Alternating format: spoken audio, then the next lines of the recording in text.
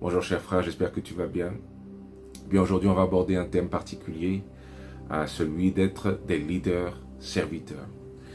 Et c'est extrêmement important vraiment de le garder en tête. Je crois qu'on fait fausse route. La vérité c'est que le monde a une mauvaise définition du leader que nous sommes supposés être en tant que chrétiens. On écoute bien les Jordan Peterson, on écoute les Andrew Tate, et on se dit qu'il faut qu'on soit dur. D'ailleurs, les seuls leaders qui sont considérés, eh bien, ce sont des leaders qui sont très durs parce qu'ils aspirent une certaine crainte. Entendez, mes chers frères et sœurs, qu'un véritable leader doit inspirer une conviction particulière, C'est important d'avoir le bon équilibre. Je crois réellement, mes chers frères et sœurs, qu'on fait vraiment fausse route. On fait fausse route par rapport à ça, et lorsqu'on regarde la définition de ce que nous sommes supposés être pour le Seigneur, la Bible nous parle également d'être plein de douceur, d'avoir de l'humilité. La Bible nous demande de considérer les intérêts des autres comme étant au-dessus d'un autre. La Bible nous parle de l'amour que nous sommes supposés avoir.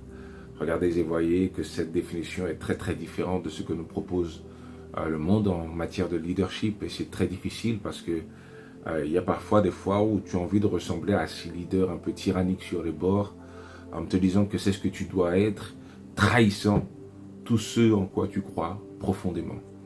La vérité, bien, c'est que le Seigneur ne souhaite pas que nous puissions être ces leaders-là. À un moment donné, la Bible nous dit dans le livre de Marc, eh bien que Jean et Jacques s'approchent de Jésus et lui demandent d'être à sa droite, lui demandent d'être à ses côtés.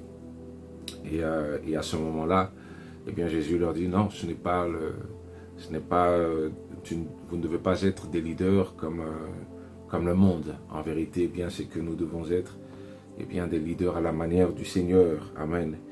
Et j'aimerais vous lire ce que Jésus leur dit à ce moment-là. Alors, Jésus leur dit, et cela on trouve dans Matthieu le chapitre 10, le verset 42 à 45, Jésus les appela, leur dit, vous savez que ceux qu'on regarde comme les chefs des nations les tyrannisent et que les grands les asservissent. Il n'en sera pas de même parmi vous, mais quiconque veut être grand parmi vous, qu'il soit votre serviteur, et quiconque veut être le premier parmi vous, qu'il soit l'esclave de tous. Car le Fils de l'homme est venu non pour être servi, mais pour servir et donner sa vie comme la rançon de plusieurs. Autrement dit, Jésus nous demande de prendre exemple sur lui. Regardez et voyez, lui-même dit qu'il n'est pas venu pour être servi, mais pour pouvoir servir. D'ailleurs, c'est là, en vérité, la caractéristique qui montre en vérité quelque part, notre appartenance vraiment au royaume de Dieu. Regardez et voyez qu'il nous faut être vraiment ces leaders qui leadent par l'exemple, montrant soumission, service. La Bible va plus loin, regardez, elle parle d'être esclave de tous, et c'est extrêmement important de le prendre en compte. D'accord? Donc encore une fois, on aime demander aux autres de faire pour nous. D'accord? Et on se dit que c'est là la véritable définition d'un leader qui se fait respecter. Entendez mes chers frères et sœurs que cette manière-là de faire montre bien plus la manière du monde. La vérité c'est que nous montrons la voie. Nous-mêmes, nous sommes des leaders qui servent de manière également à ce que les autres puissent servir. D'accord? Servir ceux et celles qui sont autour d'eux. Ainsi nous devenons une assemblée de serviteurs. Regardez et voyez bien que cela s'apprend également au rôle vraiment des diacres. On pourrait se dire, non, il y a les diacres, il y a les pasteurs, il y a les anciens. C'est vrai, mais en vérité, je crois que tout disciple équilibré doit avoir quelque chose du diaconat au-dedans de lui. Tout disciple équilibré, quelle que soit sa fonction, doit avoir un cœur de serviteur, tout comme notre Seigneur. C'est la raison pour laquelle, encore une fois, mes chers frères et sœurs, ne rejetez pas ces choses qui, en vérité, font du sens au-dedans de vous.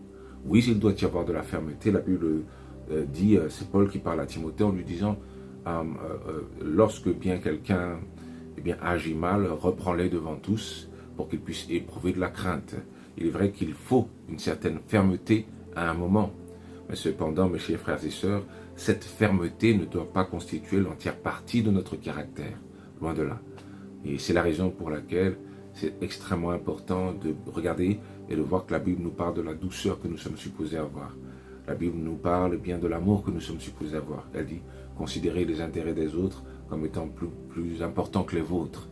D'accord? Et c'est la raison pour laquelle En cet instant, mes chers frères et sœurs, puissions-nous demander au Saint-Esprit d'agir comme le Seigneur le veut. Entendez, mes chers frères et sœurs, qu'il y a des personnes qui tyrannisent et qui iront beaucoup plus loin que les autres.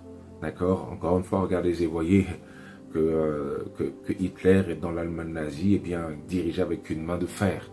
Et il a réussi à réunir un bon paquet de personnes comme ça. Autrement dit, ceux qui dirigent une main de fer arriveront toujours à se faire respecter. Mais est-ce que tu veux te faire respecter à la manière du Seigneur ou à la manière du monde? Regardez et voyez bien que son style de leadership a privé ceux et celles qu'il dirigeait, il les a privés de tout bon sens. Non, en vérité, le véritable leader n'a pas ce style écrasant, mais il convainc, tout comme le Seigneur souhaite nous-mêmes nous convaincre. Il convainc les cœurs, il laisse libres les cœurs, il les convainc, il les exhorte, de manière à ce que ces cœurs soient toujours en mesure de prendre une décision, et la bonne décision, avec les bons éléments en main. C'est la raison pour laquelle c'est extrêmement important, mes chers frères et sœurs, de savoir que pour pouvoir construire le royaume, il nous faut agir de la bonne manière. Il nous faut avoir un cœur de serviteur, leadant par l'exemple, nous sacrifiant, considérant ceux et celles qui sont autour de nous. C'est vrai que certains se serviront de ton amour, de ta bonté pour te trahir, c'est vrai. Mais est-ce que notre Sauveur n'est pas passé par les mêmes circonstances? Regardez que jusqu'à présent, on le bafoue alors que ses bras sont toujours ouverts. C'est le risque que nous devons prendre, c'est notre croix à porter. Ne dis pas trop gentil, trop, on connaît bien l'expression. Non, ne dis pas ça. Car en vérité, je crois qu'il nous faut continuer à semer le monde avec l'amour de Christ. Donc, sois un leader serviteur. Le plus grand, tu veux vraiment faire de belles choses dans le royaume de Dieu? Tu dois faire en sorte d'être l'esclave de tous. L'esclave de tous, au service de tous. D'accord? C'est ainsi que l'on se fait remarquer dans l'Église de Christ et pas autrement. Que le Seigneur vous bénisse.